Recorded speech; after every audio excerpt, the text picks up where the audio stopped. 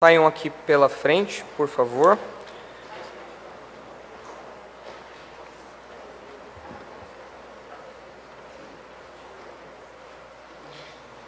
E nós, como eu mencionei anteriormente, terminaremos a exposição de 1 João. Pessoalmente, é um dia bem singular para mim, a minha primeira exposição completa de um livro.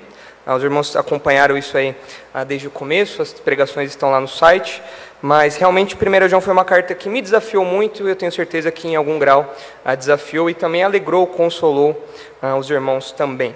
Então abram suas Bíblias, se ela ainda não está aberta, abram suas Bíblias em 1 João capítulo 5, nós estudaremos os últimos 4 versos dessa carta hoje. Certamente vocês já ouviram a expressão fechar com chave de ouro, não é? Todo mundo conhece, né? Você faz alguma coisa e no final você quer fechar com chave de ouro. Só que nós não conhecemos muito a origem dessa expressão. Na verdade, fechar com chave de ouro, se você gosta de poesia, você deve conhecer os sonetos, né? Soneto é um tipo de poema que segue uma estrutura fixa lá, com algumas estrofes, com algumas linhas, tem umas regras que compõem um soneto. E a regra que diz que, dentro do soneto, a regra que diz que o último verso deve ser o verso mais importante, ou o verso que arremata todo o poema, é a regra de fechar com chave de ouro. Alguns falam que um bom poema ele é aberto com uma chave de prata e fechado com uma chave de ouro, né? E pior que é verdade, nós gostamos de finais que sejam fechados com chave de ouro. Com certeza você já saiu com muita raiva do cinema, quando depois de 3 horas de filme, o final é horrível. E você sai arrependido, você fala, não acredito que eu gastei meu tempo e meu dinheiro assistindo esse filme. O filme pode ser maravilhoso, mas se o final é ruim, você perde completamente o gosto por aquilo que você assistiu. Aí, pensando nos últimos filmes de Hollywood, acho que essa sensação tem sido bem presente, né? Os filmes não têm sido fechados com chave de ouro. Mas, queridos, isso, como eu disse, não é algo exclusivo da poesia, não é algo exclusivo do cinema. É um anseio que eu e você temos naturalmente, das coisas terminarem de um jeito que faça sentido, terminarem com um ponto alto, terminarem arrematando tudo aquilo que foi visto até então.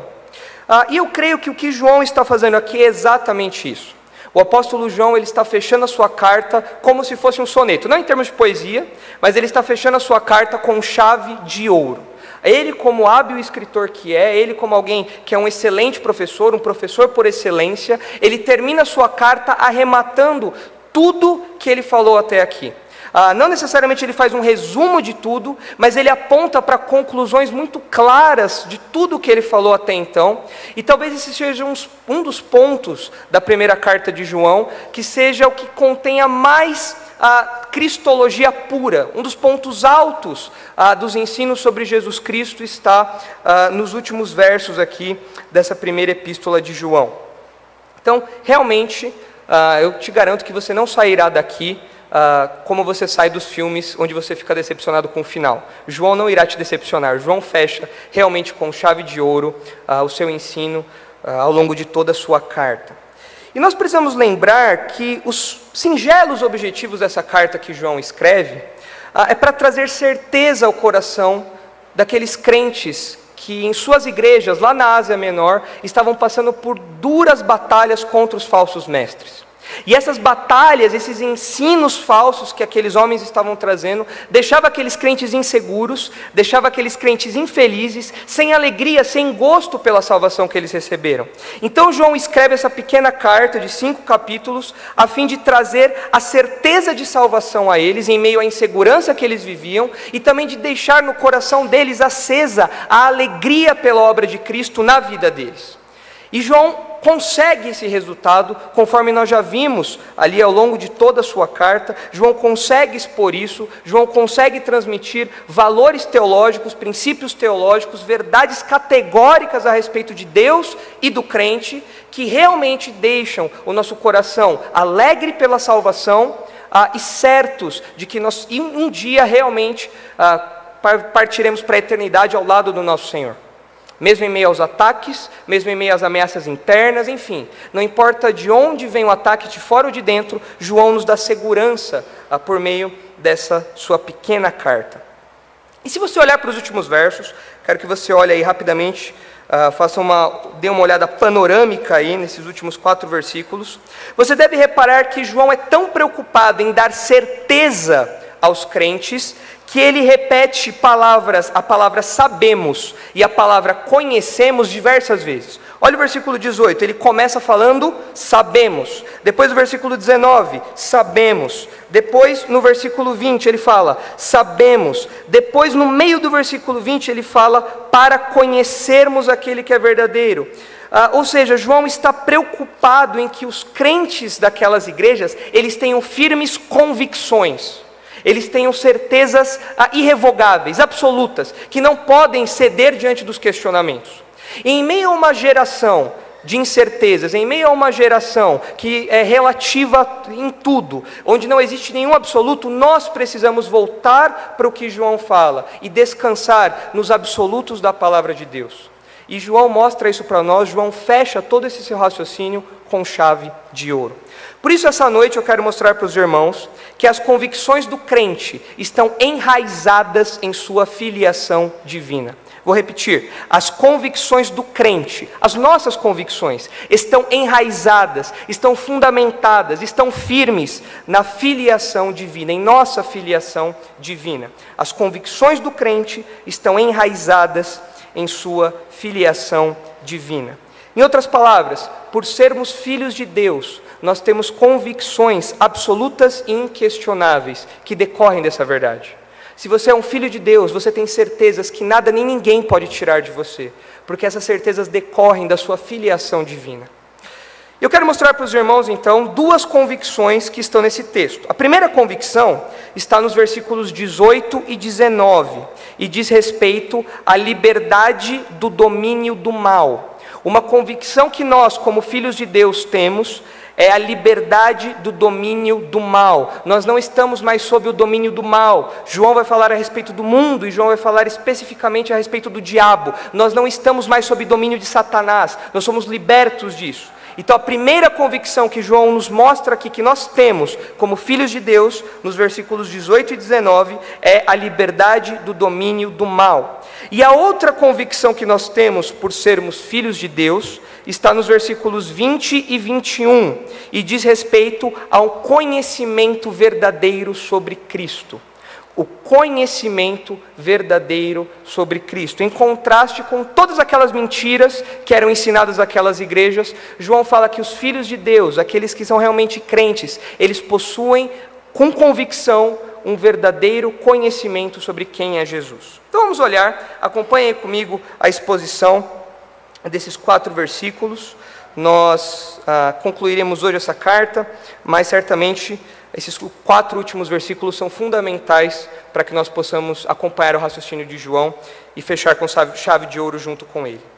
O texto começa falando, de novo no versículo 18, da nossa convicção. Ele fala que nós sabemos, e ele fala que sabemos que todo o que é nascido de Deus não vive pecando. Na sua Bíblia pode estar diferente do que está na minha aqui. Eu uso a Almeida século 21. Provavelmente na sua Bíblia deve estar assim: sabemos que todo o que é nascido de Deus não peca. Okay? Algumas Bíblias devem estar assim, não peca, porque literalmente o texto diz isso. Aquele que é nascido de Deus não peca. E ainda que hoje existam alguns movimentos, e na verdade ao longo da história sempre existiu, alguns movimentos que falam que depois que uma pessoa é salva, ela não peca mais. Eu não sei de onde tiram essa ideia, mas ainda que alguns movimentos preguem isso, não é o que João está falando aqui. João já falou a respeito da realidade de nós como crentes pecarmos várias vezes ao longo de sua carta. Ele fala isso no capítulo 1, volta lá rapidinho comigo.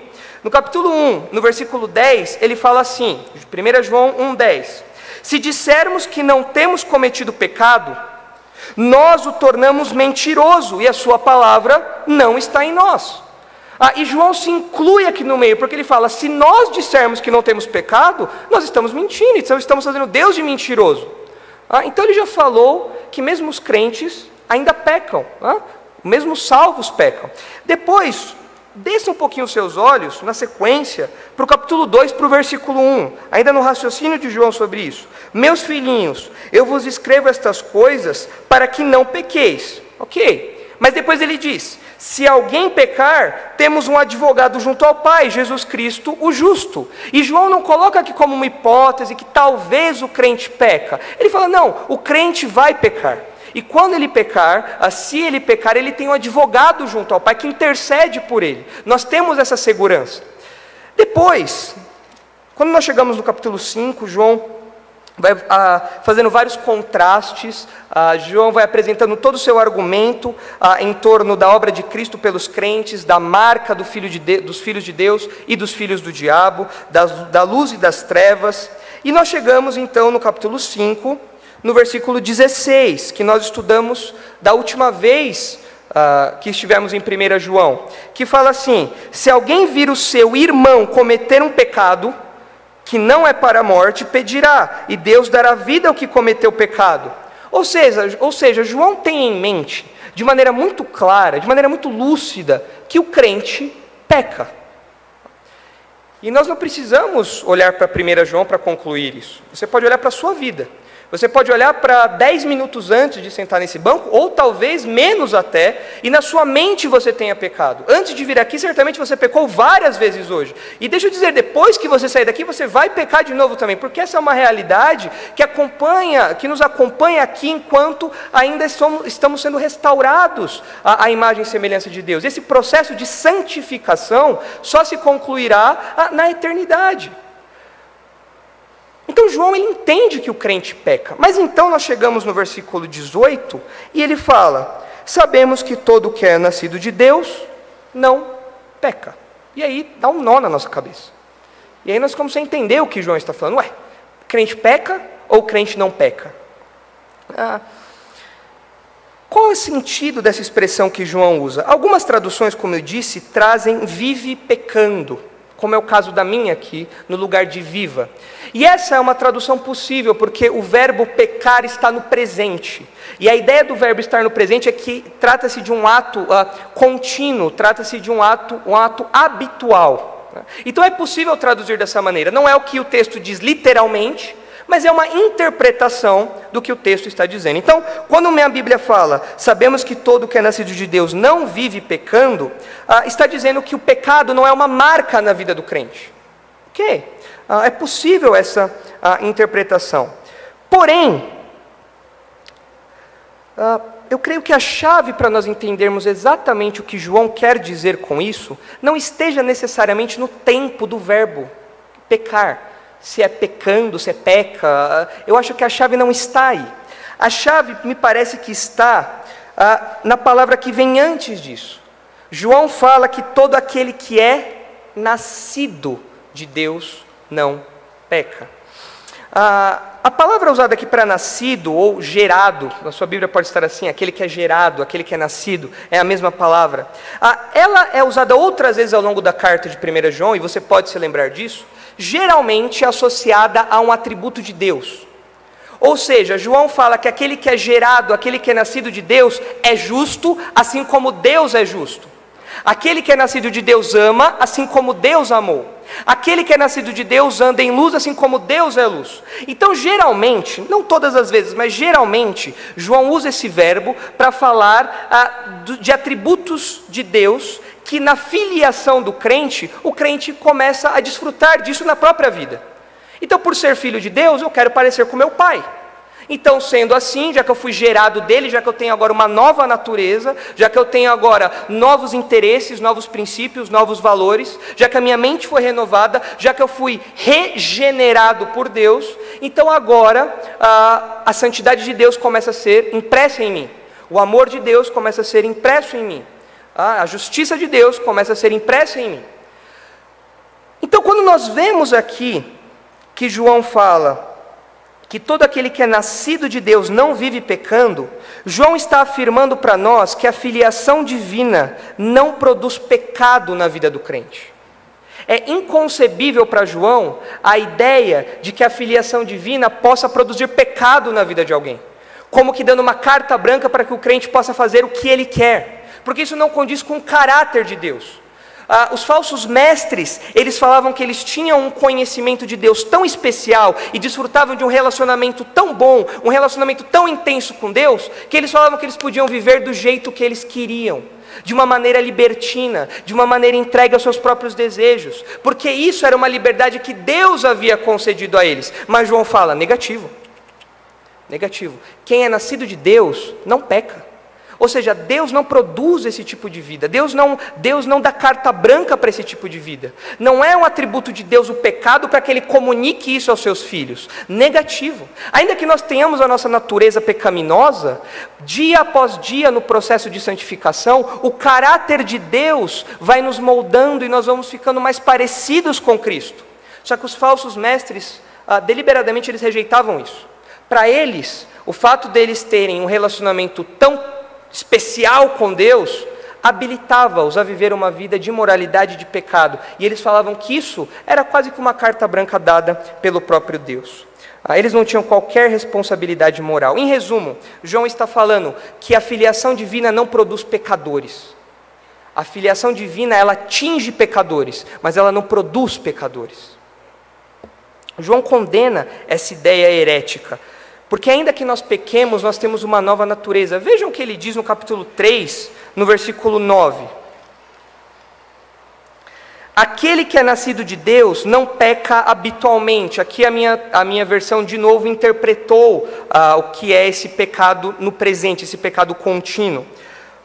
Aquele que é nascido de Deus não peca habitualmente, pois a semente de Deus permanece nele, e ele não pode continuar no pecado porque é nascido de Deus. Queridos, nós, olhando à luz das Escrituras, nós acreditamos que quando um crente ele é salvo, Deus começa a operar na vida dele. Deus começa a trabalhar na vida dele. A obra do Espírito Santo é produzir santidade nos crentes. O Espírito Santo jamais produzirá algo diferente disso, que era o que aqueles homens pregavam. E queridos, essa simples sentença de João, que ele repete tantas vezes ao longo da nossa carta, você pode pensar assim, eu não sei porque ele fala tanto isso. Eu sei porque ele fala tanto isso. É porque correntemente, continuamente, nós confundimos liberdade com libertinagem.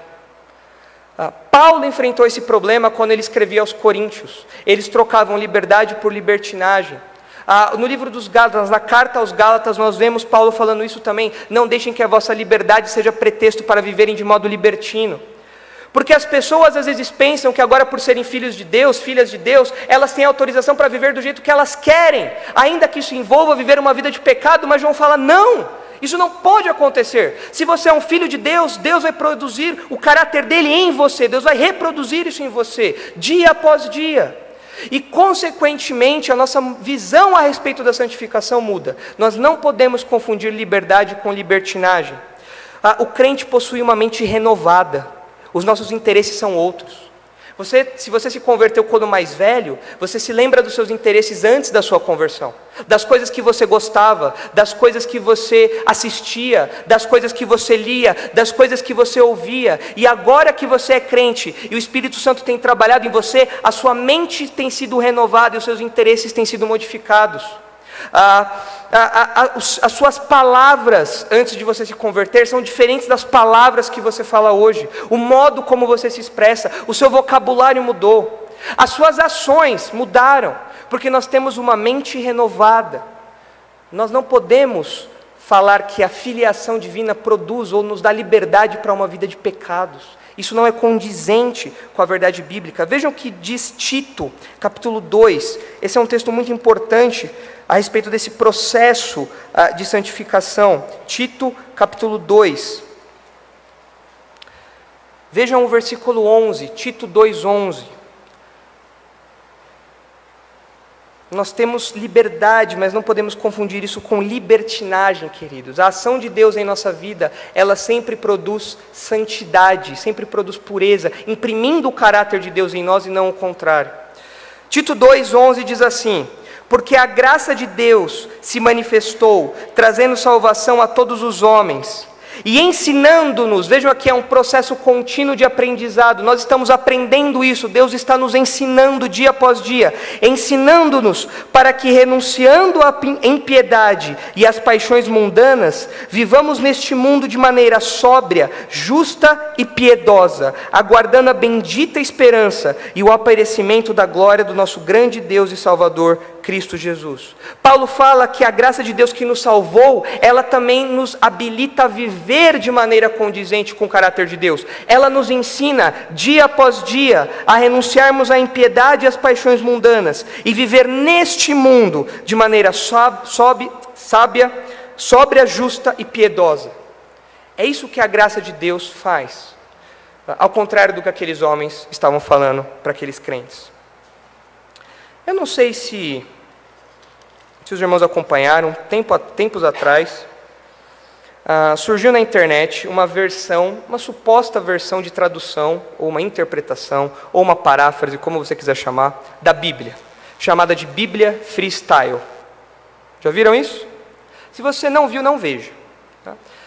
Você não vai perder nada, pelo contrário, você vai manter a sua sanidade mental no lugar. Tá? Os autores dessa suposta tradução bíblica, conforme você vai lendo, eles pegam versículo por versículo e eles fazem uma paráfrase, como que uma releitura do texto. Só que o problema, queridos, é que eles usam palavrões, eles usam palavras de baixo calão, eles usam expressões de irreverência nessa tradução, tudo sob o pretexto de tornar a Bíblia interessante para as pessoas. E eles acham que assim eles estão fazendo um grande serviço ao Evangelho, eles estão levando o reino de Deus adiante, eles estão expandindo as fronteiras do reino de Deus. Queridos, João olharia para isso e falaria: gente, aquele que é nascido de Deus não faz uma coisa dessa. O Senhor não produz isso. Isso não é fruto da obra de Deus. Isso não é reflexo da obra de Deus. O que aqueles homens deveriam fazer, no mínimo, é olhar ou a sua fé ou o seu comportamento, porque alguma coisa aí está errada.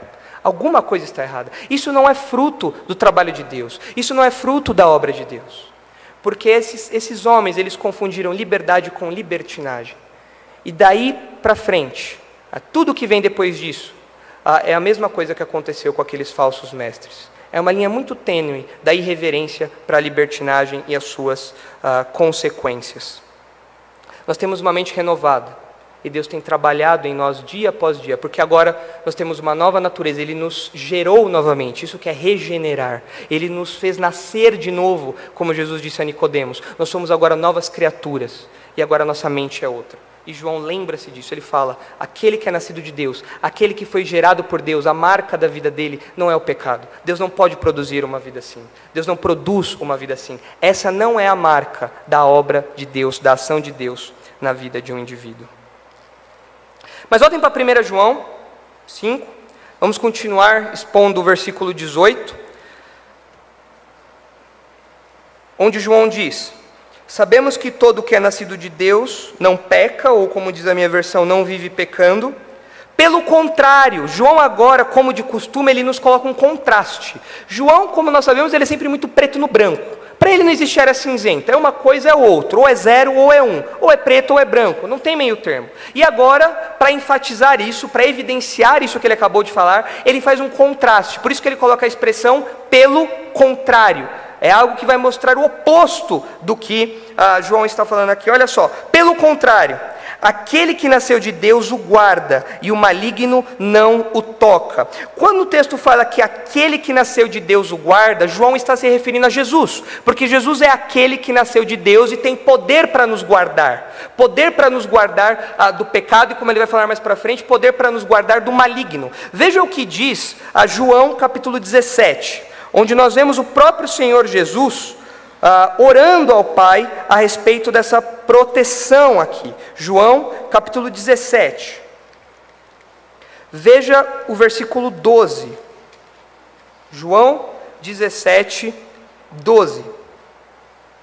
João está falando que alguém nos protege, que aquele que de Deus nasceu nos guarda. Quem de Deus nasceu? É Cristo, aqui é uma referência clara a Cristo. E em João 17 nós vemos essa proteção que o próprio Cristo pediu que o Pai realizasse aos seus servos, aos seus discípulos. Veja o versículo 12, João 17, 12.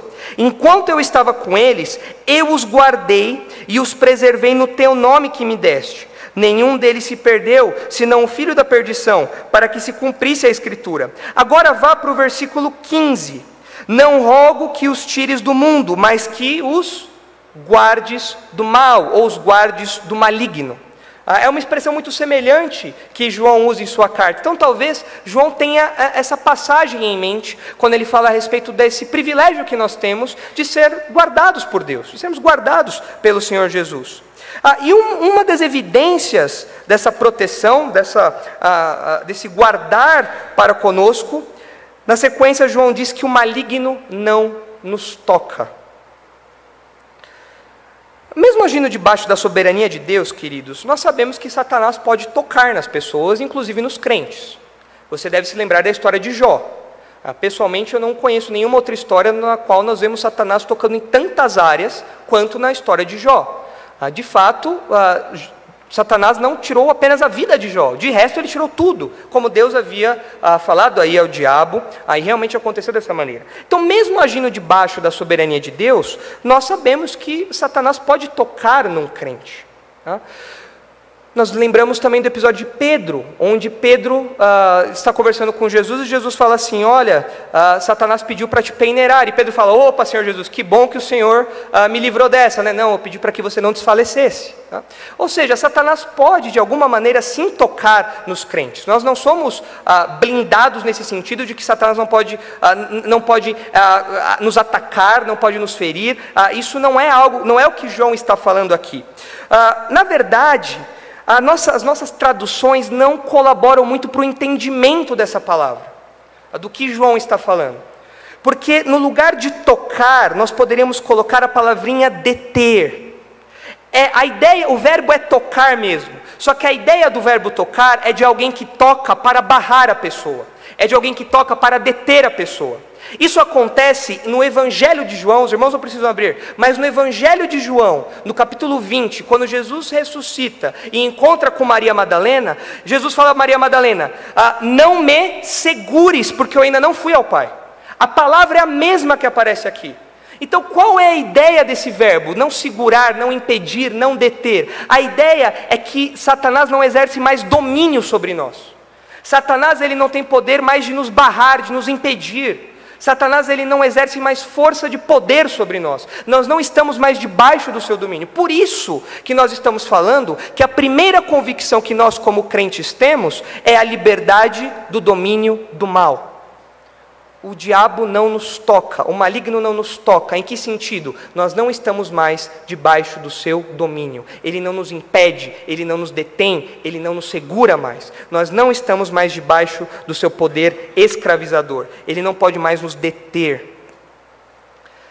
Mas João, que gosta muito de contrastes, faz mais um contraste aqui. Ele faz um contraste dentro do contraste. João gosta de contraste, ele faz vários. E ele faz mais um ainda. Não bastasse esse, ele fala que enquanto nós não estamos mais sob o domínio de Satanás, há alguém que está sob o domínio de Satanás. Há alguém que o maligno toca livremente. Há alguém que o diabo exerce domínio livremente. Quem? Nós vemos no versículo 19, perdão. Sabemos que somos de Deus e que o mundo inteiro jaz no maligno. O mundo contrasta com a nossa liberdade. Enquanto nós estamos livres, o mundo está amarrado debaixo do poder de Satanás. Enquanto nós podemos correr pelos campos, obedecendo ao nosso Deus, livres do domínio de Satanás, o mundo não. O mundo está preso, está amarrado. E é curioso, queridos, porque João utiliza aqui uma figura de alguém que está deitado passivamente nos braços do diabo. É como um bebê que está ali deitado no braço do diabo. Ele está plenamente ali deitado, sem ter ideia de para onde ele está indo. Ele está entorpecido, o mundo está completamente entorpecido. O mundo não sabe para onde vai, porque ele está deitado, ele está esparramado nos braços do diabo. Ele está entregue de maneira completa a Satanás, contrastando com a nossa liberdade em Cristo. E realmente, queridos, o mundo está completamente cego, espiritualmente falando. Nós sabemos disso por outras passagens bíblicas. Abram lá em Efésios, capítulo 2, rapidamente. Efésios, capítulo 2. Eu espero que os irmãos estejam vendo como João está construindo o seu argumento e como ele está caminhando para fechar realmente a sua carta com chave de ouro.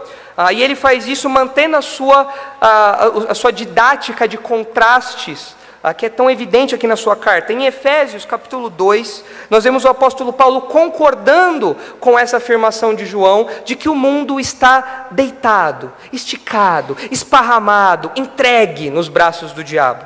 Veja o que diz Efésios 2, versículo 1. Ele vos deu vida, estando vós mortos nas vossas transgressões e pecados, nos quais andastes no passado. Opa, nós já estivemos deitados nos braços de Satanás também. Veja só. No caminho deste mundo, segundo o príncipe do poderio do ar, do espírito que agora age nos filhos da desobediência, entre os quais todos nós também antes andávamos, seguindo os desejos carnais, fazendo a vontade da carne e da mente, e éramos por natureza filhos da ira, assim como os demais. Nós estávamos sob o controle desse príncipe do poderio do ar, aqui uma referência a Satanás. Mas o mundo continua debaixo desse domínio, dessa cegueira, dessa escravidão. Nós já estivemos, mas hoje nós não estamos mais. Agora nós somos livres pela obra de Cristo por nós. Mas, queridos, apesar de Satanás não poder nos deter, não poder nos tocar no sentido que João está falando, nós precisamos lembrar que Satanás ainda pode sussurrar ideias em nossos ouvidos. Satanás pode não nos tocar, no sentido de nos barrar, mas Satanás pode vir ao nosso lado e sussurrar algumas ideias com a sua voz doce, com a mesma voz doce que tentou Eva no Éden. Ele vem e sussurra algumas ideias. Então ele não precisa nos deter. Ele pode fazer com que nós mesmos desejemos ouvir o que ele tem a dizer para nós. É só os irmãos lembrarem de Ananias e Safira. Em Atos capítulo 5, os irmãos não precisam abrir, nós vemos que Pedro fala: Ananias, por que o diabo encheu o teu coração? Por que Satanás encheu o teu coração, Ananias? Para que você fizesse isso? Por que ele colocou na sua mente essas ideias? Por que você pensou desse jeito? Por que você se deixou influenciar pelo que o diabo sussurrou no seu ouvido, Ananias? Por quê? O diabo não deteve Ananias, não impediu, não barrou, simplesmente sussurrou algumas ideias a Ananias. E, queridos, o mundo é um grande sussurro de Satanás. Quando nós vemos, como nós estudamos com jovens recentemente, quando nós olhamos para Hollywood é um grande, é um sussurro, é um grito de Satanás, é um berro de Satanás, onde ele vende os seus ideais iníquos, onde ele vende as suas ideias para nós, onde ele tenta nos influenciar, e nós lá assistimos passivos àquilo, e aos poucos é como se nós começássemos a nos deitar de novo nos braços ali de Satanás. Aos poucos nós vamos nos deitando, porque nós, apesar de livres, parece que às vezes nós gostamos de ouvir a voz do carrasco da prisão de novo. Mesmo sendo libertos da prisão, parece que às vezes nós gostamos de ouvir o que o carrasco tem a dizer para nós. Nós estamos fora da cela, mas nós ficamos batendo um papo com o carrasco. E o carrasco que antes nos prendia e dominava, ele fica sussurrando as suas ideias para nós. E nós ficamos ali comendo aquilo, ouvindo aquilo. O diabo continua sussurrando ideias hoje, por meio de filmes, por meio de séries, por meio de músicas. E nós estamos ali ouvindo, assistindo, consumindo aquilo, como se não houvesse nada de mal, como se não houvesse nada de ruim nisso. Mas nós estamos nos esquecendo que, apesar de não estar sob o domínio de Satanás, nós ainda podemos ouvir os seus sussurros e sofrer a influência do que ele fala para nós. É mais ou menos o que acontece naquela síndrome de Estocolmo. Já ouviram falar da síndrome de Estocolmo? Onde o prisioneiro se apaixona, o refém se apaixona pelo sequestrador, né? Tem algumas séries recentes aí que trataram um pouco o que é a síndrome de Estocolmo, mas é exatamente isso que acontece conosco às vezes. Nós gostamos do que o diabo fala para nós. Ele nos manteve presos durante anos. Ele nos manteve num cárcere durante anos. Mas nós, mesmo depois de libertos, nós pensamos: poxa, a voz dele é tão doce às vezes. Poxa, ele fala de um jeito tão gostoso, tão suave. Deixa eu ver mais um pouquinho aqui. Deixa eu ouvir mais um pouquinho do que ele tem para falar. E nós nos esquecemos que ele é o maligno. A palavra que João usa aqui para se referir ao diabo é o próprio mal. Ele é o mal personificado. Ele é o maligno. Não existe nada de bom nele. Ele é o mal. É a personificação do mal. Nós precisamos fugir de Satanás. E esses 2 versículos, então, realmente mostram para nós a primeira convicção que nós temos, que nós fomos libertos do domínio do mal. Isso comprova que as nossas convicções, que as convicções do crente estão enraizadas em sua filiação divina. Por sermos filhos de Deus, nós somos libertos desse domínio. Mas vamos então agora para a segunda convicção, e essa está nos últimos versículos, nos 2 últimos versículos de 1 João, e diz respeito ao conhecimento verdadeiro sobre Cristo. Veja o que diz os versículos 20 e 21. Sabemos também que o Filho de Deus já veio e nos deu entendimento para conhecermos aquele que é verdadeiro, e estamos naquele que é verdadeiro, isto é, em seu Filho Jesus Cristo. Este é o verdadeiro Deus e a vida eterna. João se refere mais uma vez à encarnação de Cristo. Ele fala que Jesus já veio. Isso é definitivo. João está falando que Jesus veio realmente. É um fato incontestável, é um fato absoluto, é algo definitivo. O Senhor Jesus de fato veio. De fato o Senhor Jesus se encarnou. De fato o Senhor Jesus se fez homem e habitou entre nós. É isso inclusive que o apóstolo João fala no começo da sua carta. Não precisam abrir, mas lá em 1 João 1, ele trata logo no comecinho a respeito disso. Ele fala da certeza que o Senhor Jesus veio ao mundo. É um fato incontestável, é algo real, fora de qualquer questionamento. E os efeitos dessa vinda de Jesus continuam ainda hoje. Os crentes desfrutam dos benefícios do ministério de Jesus, da morte de Jesus. Jesus veio e nós desfrutamos desses benefícios ainda hoje. E depois, na sequência, nós temos talvez o que seja o ponto alto, aqui o clímax, o apogeu, como você quiser chamar, a parte mais rica talvez, da cristologia de 1 João. O que João fala aqui agora sobre Cristo, ele arremata, ele fecha com chave de ouro a questão. Tudo que ele desenvolveu sobre quem é Jesus, nas páginas da sua carta, ele agora resume, ele sintetiza em declarações claras, objetivas e incontestáveis. Ele fala que Jesus nos deu entendimento para conhecermos aquele que é verdadeiro, e estamos naquele que é verdadeiro, isto é, Jesus Cristo, o verdadeiro Deus e a vida eterna. De fato, um dos propósitos da vinda de Jesus, que João fala aqui que aconteceu, um dos propósitos inegáveis do ministério de Jesus foi revelar o Pai. Nós vemos lá em João capítulo 1, não preciso abrir, mas nós vemos em João capítulo 1, que ninguém viu ao Pai, mas o Filho veio para mostrar o Pai. E mais para frente, em João capítulo 17, nós vemos Jesus falando que esta é a vida eterna, que conheçam a ti somente, o único Deus verdadeiro, e a Jesus Cristo, a quem enviaste. João 17, versículo 3. Então nós vemos que essa vinda de Jesus teve por propósito mostrar quem era Deus. A encarnação de Jesus mostrou quem é Deus, e mais, nos mostrou e nos concede a vida eterna na pessoa do Senhor Jesus. E quando João ele conclui isso, ele fala: Jesus Cristo é o verdadeiro Deus e a vida eterna. Fora de questionamento, é algo absoluto, é algo que não há o que falar, é exatamente isso. Ponto. Jesus é o verdadeiro Deus e a vida eterna.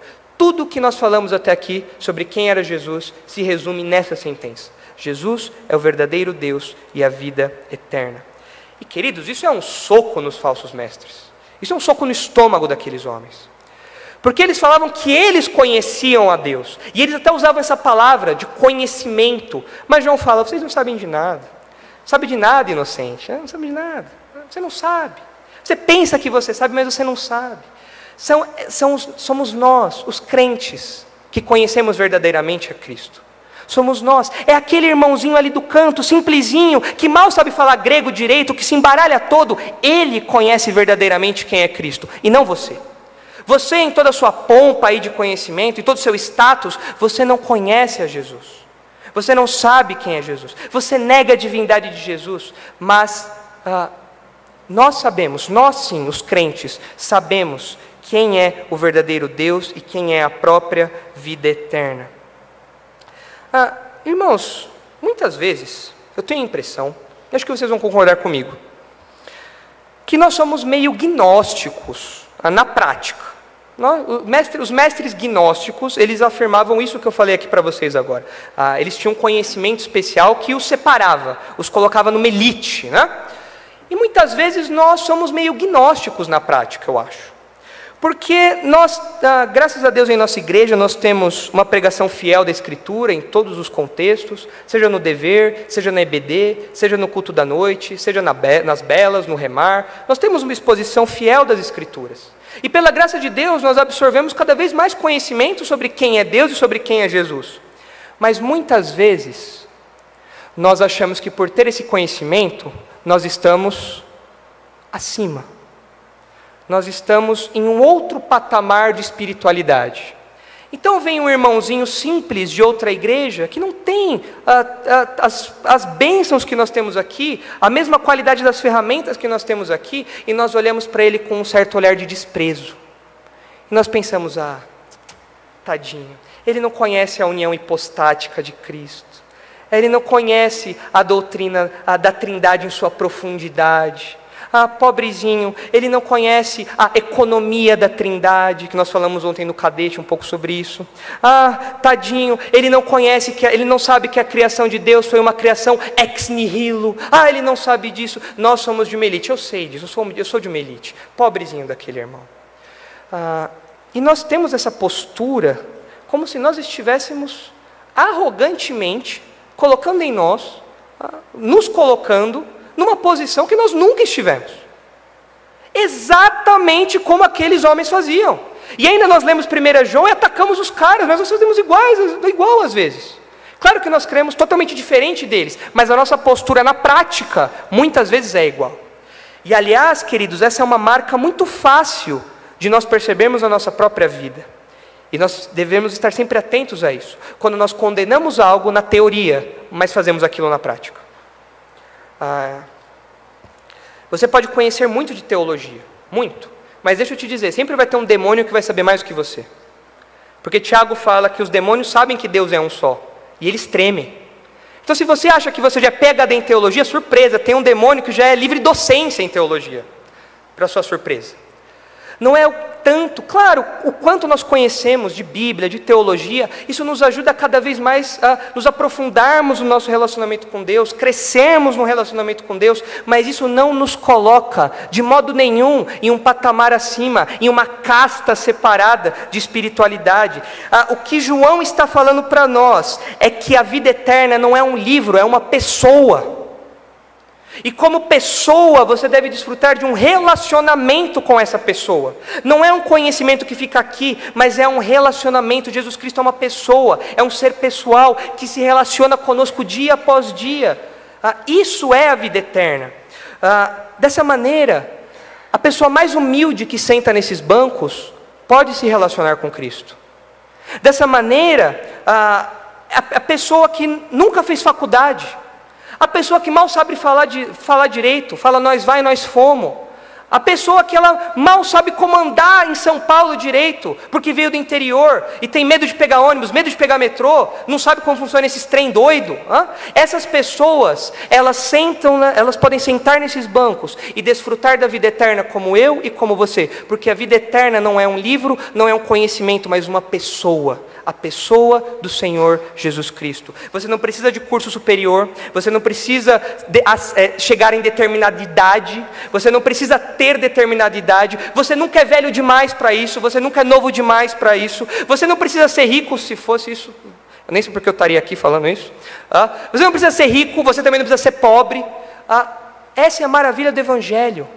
Não são esses atributos, não são essas coisas que habilitam uma pessoa a ser crente ou não, porque João fala, nós recebemos do próprio Cristo todo o conhecimento e vida que precisamos, tudo que nós precisamos para a vida eterna está em Cristo, e Cristo oferece isso a qualquer pessoa que se aproximar dele.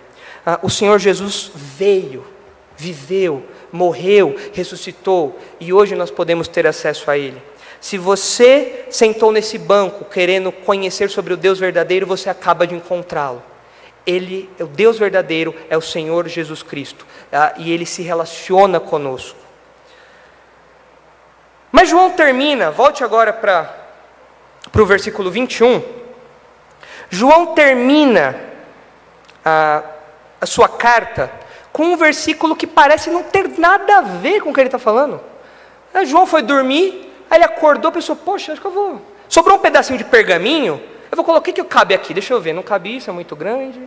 É tipo Twitter, né? Tem que ter não sei quantos caracteres, né? Ele falou, o que cabe aqui? Não cabe isso, não cabe isso. O que você acha que pode colocar aqui? Eu não sei.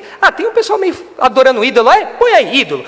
Filhinhos, guardai-vos dos ídolos. Pronto, coube, envia aí. Postou lá na timeline, coube lá no Twitter, coube aqui no pergaminho. Nada a ver, nada a ver. João, ele sabe o que ele está escrevendo. E tem tudo a ver com a sequência do que ele está falando. É que realmente, numa primeira leitura, parece que é um assunto desconexo. Nós não associamos as coisas tão rapidamente assim. Mas eu te garanto, nós estamos falando que João fechou com chave de ouro. E se ele fizesse uma coisa dessa, seria aquele final desconexo de filme que nem eu nem você gostamos. Né? Mas João não é um roteirista desse. João não é esse autor. João vai dar um final decente para a sua carta, não é? Então, o versículo 21 que fala, filhinhos, guardai-vos dos ídolos, tem conexão com o que nós estamos falando aqui, que é o conhecimento verdadeiro sobre Cristo. Tem conexão com essa nossa convicção. Não é? E é curioso que João, no comecinho do versículo, ele usa pela última vez aquilo que nós valorizamos tanto, aquilo que nós tanto lemos ao longo desses 4, quase 5 anos expondo 1 João, que é o seu trato pessoal com suas ovelhas. Pela última vez nós lemos filhinhos. Pela última vez. É a última vez que João fala filhinhos. É a última vez que nós vemos esse trato afetuoso de João com as ovelhas que lerão essa carta. E João falou isso várias vezes, mas essa é a última. E essa pessoalidade de João, é curioso observar, que ela está no meio de uma grande declaração teológica e de uma ordem. Porque na sequência João dá uma ordem direta, guardai-vos dos ídolos, é um imperativo. Mas antes dessa ordem, e depois da grande declaração que Jesus é o próprio Deus, no meio disso, no meio da ordem, no meio dessa grande declaração, João fala, filhinhos. Parece que quebra um pouco a coisa, né? Nossa, estava tão alto, agora falou filhinhos, o que aconteceu aqui? Queridos, João está mostrando para nós a importância do trato pessoal que nós devemos ter uns com os outros. Muitas vezes nós estaremos dotados de verdades teológicas muito fortes, muito grandes, grandiosas. Muitas vezes nós teremos em mente e pronunciaremos verdades bíblicas grandiosas do próprio Deus.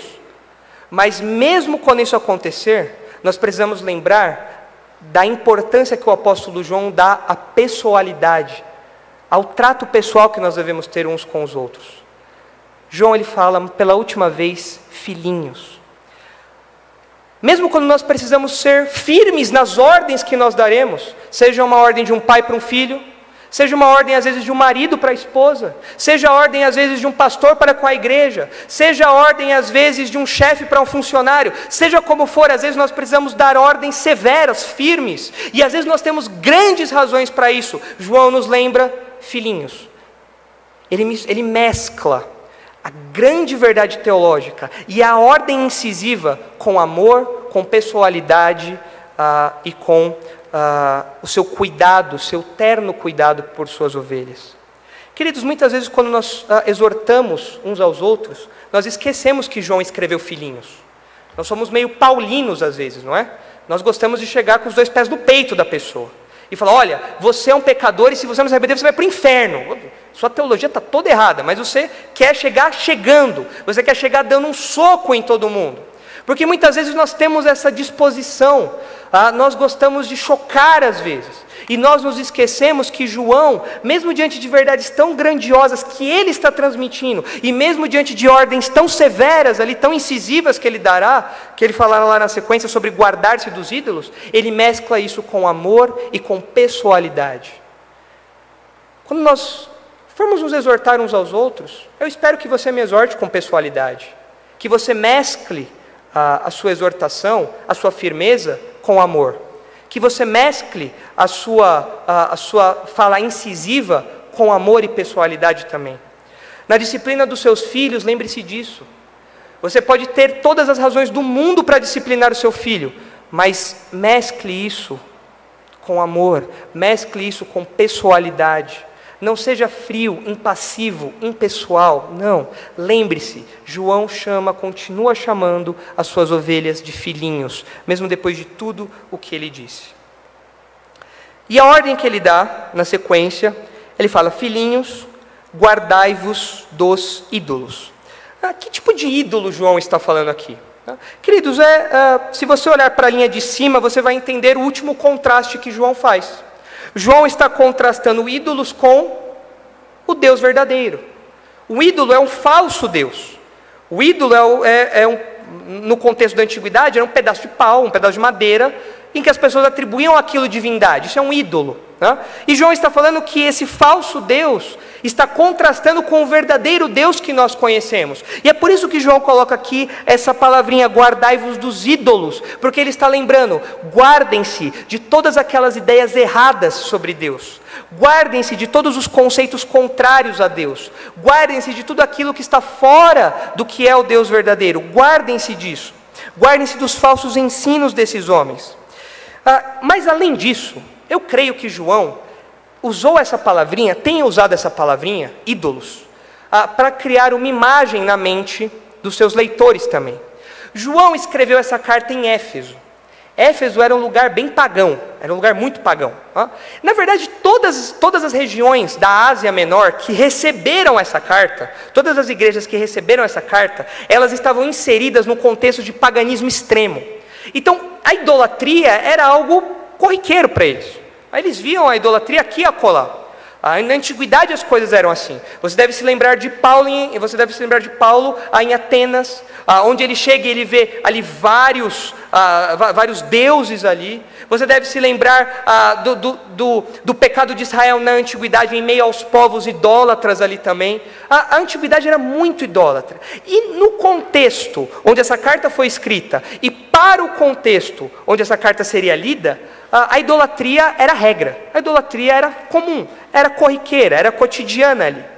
Então, enquanto os crentes estivessem andando pela sua cidade, enquanto os crentes estivessem andando no seu contexto, eles olhariam aqueles ídolos, eles se lembrariam: estes são falsos deuses, são ideias erradas a respeito de Deus, mas eu sei quem é o Deus verdadeiro, e eu preciso lutar para preservar essa verdade. Eu preciso me guardar do erro desses falsos deuses, eu preciso me guardar dessa mentira, eu preciso me proteger disso, eu preciso zelar pela sã doutrina que eu recebi do apóstolo João, eu preciso zelar por isso. Enquanto o mundo tem os seus ídolos, eu conheço o Deus verdadeiro. Enquanto o mundo tem os seus falsos deuses, eu, como crente, filho de Deus, conheço o Deus verdadeiro. E esse último alerta de João, queridos, pensando nisso, pensando nessa verdade, pensando nessa imagem que possivelmente ele impingiu ali na mente dos seus leitores, ela nos lembra, esse alerta nos lembra que nós podemos nos tornar semelhantes àquilo que nós adoramos. Ou melhor, nós sempre nos tornamos semelhantes àquilo que nós adoramos. No contexto pagão, você deve ter lido nos seus livros de história que a imoralidade era regra. Você tinha festas de imoralidade ao céu aberto. Você tinha as coisas mais bizarras que você pode imaginar aconteciam no meio da sociedade. Por quê? Porque as pessoas tinham conceitos sobre Deus, sobre deuses libertinos, sobre deuses imorais, e isso se espelhava na vida dos adoradores. Então, se o meu Deus é Zeus, e Zeus é um Deus imoral, então eu também tenho a liberdade para fazer o que eu quiser, eu também posso ser imoral. Os falsos mestres aos quais João repreende aqui, eles tinham uma ideia errada sobre quem Deus era. E qual era a consequência disso? Eles viviam da maneira como eles queriam, eles viviam da maneira a que eles achavam melhor, de maneira imoral, sem nenhuma responsabilidade com o corpo de Cristo e com a pureza e santidade da igreja. Por quê? Porque eles tinham uma ideia errada sobre quem Deus era e sobre quem Cristo era. Ou seja, o Deus que você adora vai ditar, o que você pensa sobre Deus vai ditar o seu comportamento.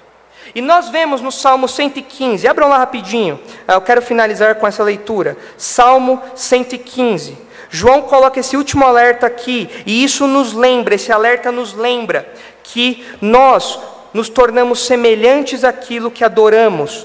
Assim como os falsos mestres não conheciam o verdadeiro Deus, e por isso se tornaram imorais. Assim como as nações antigas tinham deuses imorais e se tornaram imorais também, João dá um último alerta: guardem-se dos ídolos, guardem-se dos falsos deuses, guardem-se das ideias erradas sobre Deus. Vocês já viram tudo que isso pode causar na vida de uma pessoa ao longo do que eu escrevi. Portanto, guardem-se disso. E o Salmo 115 mostra essa realidade para nós. Vejam a partir do versículo 4 o que o Salmo 115 diz: os ídolos deles são de prata e ouro, obra das mãos do homem. Têm boca, mas não falam, têm olhos, mas não veem, têm ouvidos, mas não ouvem, têm nariz, mas não cheiram, têm mãos, mas não apalpam, têm pés, mas não andam, nem som algum lhes sai da garganta. E veja a conclusão no versículo 8: tornem-se semelhantes a eles, aqueles que os fazem, e todos os que neles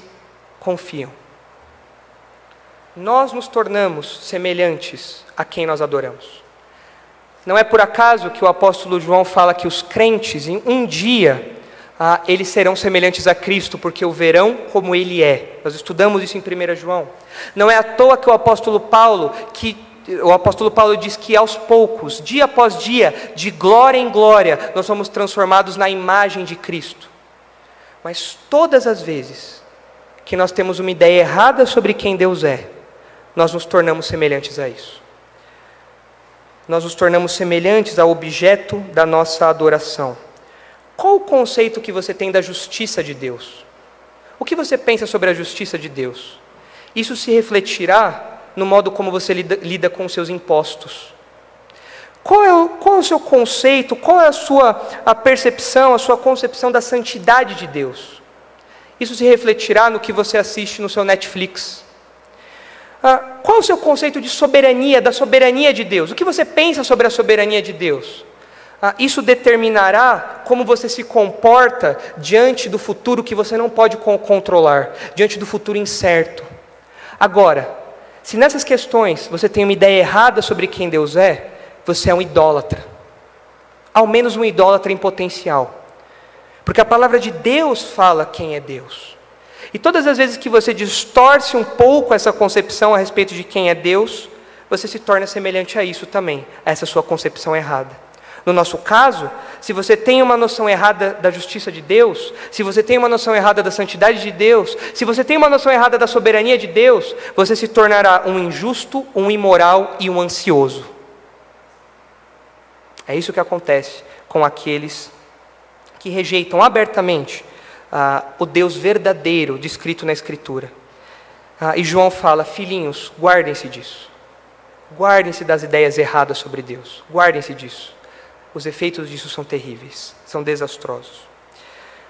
E isso mostra para nós que uma das convicções que nós, como filhos de Deus, temos, é que nós temos o conhecimento verdadeiro sobre Cristo.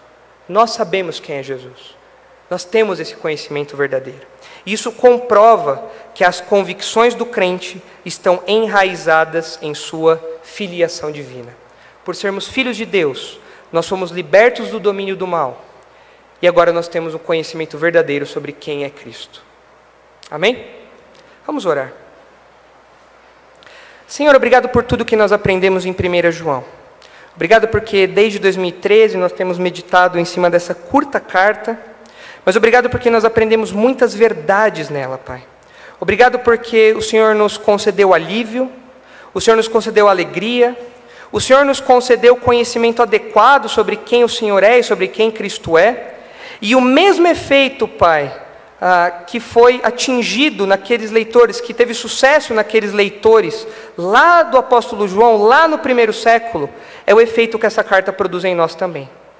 Ajuda-nos, por favor, Pai, a nunca nutrirmos em nosso coração qualquer ideia diferente sobre quem o Senhor é, qualquer ideia diferente daquilo que o Senhor diz sobre si mesmo. Livra-nos, por favor, da idolatria em qualquer nível, Pai. Livra-nos disso, por favor. Ajuda-nos a praticar aquilo que nós cremos, Pai. Ajuda-nos, por favor, a afirmar em nossos corações essas convicções que o Senhor nos dá por sermos seus filhos. Que nós vivamos de fato como alguém livre, alguém liberto do domínio do mal.